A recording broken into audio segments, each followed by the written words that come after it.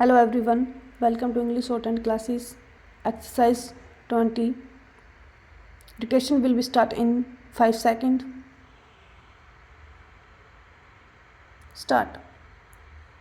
Universities, which can be termed new in the sense that not even half a century has passed since their establishment. This university, except the Banaras University, may perhaps be said to be the oldest stop, but it was only a little time ago that it assumed its present form, and from that point of view it may be said to be the youngest of the new universities. Stop. Naturally, its traditions have not yet become so rigid as to make it difficult for it to move in any direction it chooses for itself. Stop. I therefore expect it to maintain a system of education which would enable it to fulfill all the purposes which education has in the life of man. Stop. I have observed on several occasions and at several places previously that our present educational system, whether of the primary or secondary schools or of the universities, does not seem to be fulfilling those purposes, and that at any rate it is not fulfilling those objectives in a balanced way. Stop. With your permission, I would like to say a few words about this question today. Stop. In my view, the objectives of education are three, two of which relate more or less to the life of the individual as such, while the third is concerned with his collective life. Stop. Its first objective is to enhance the power and capacity of reason of the individual given to him by God. Stop.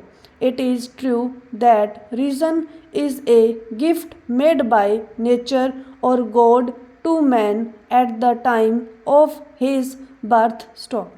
But in its pristine form, its capacity and power are extremely limited. Stop. If a person were to be left to depend on his untortured reason alone, he would not be able to use it for any good to himself or to his fellows due to severe limitations of space and time. Stop.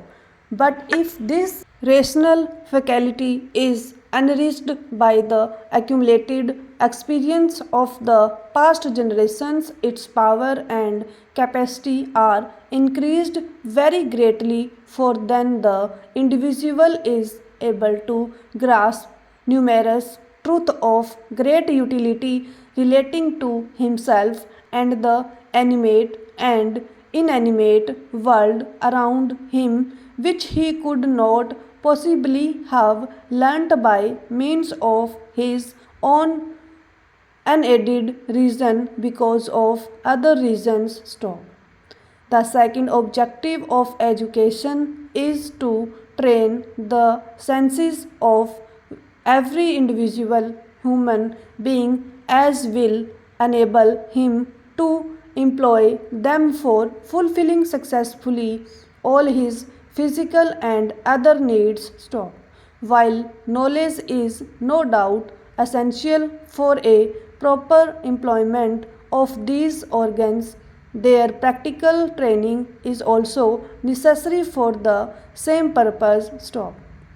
However vigorous or energetic a man may be, he cannot effectively undertake any work unless his bodily organs are also properly trained and have some experience of that kind of work. Stop.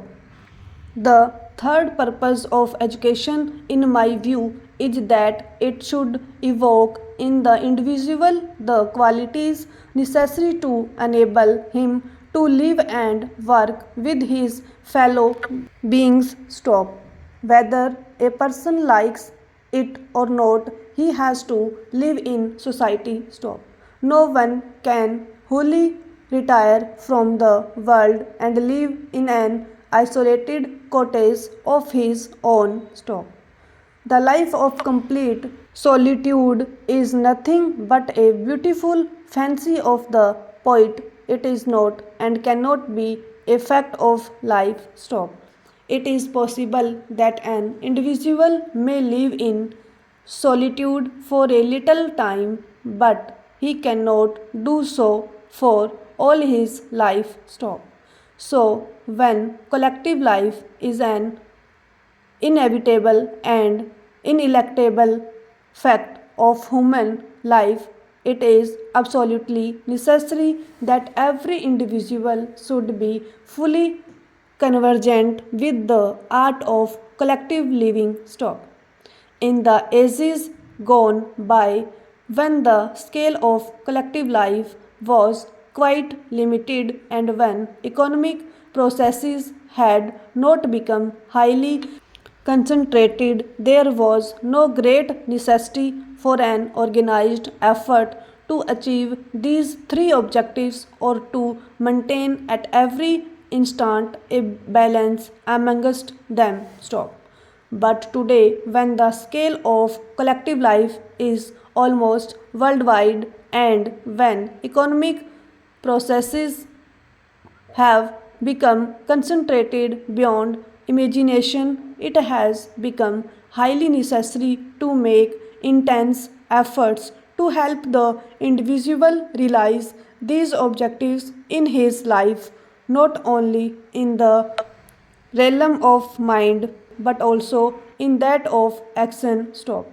So it is that in the past few decades, people have been feeling in all parts of the world the necessity for a fundamental change in the educational system inherited by them from the past. Stop. In fact, we find that different kinds of changes have been taking place in the educational system of different countries of the world. Stop. I would not be wrong if I say that in the educational sphere also a revolution has been taking place similar to that which has taken place in the economic and political spheres. Stop. In our country and especially in the state of Bihar, unfortunately, there has been no such far reaching change in the sphere of better education. Stop.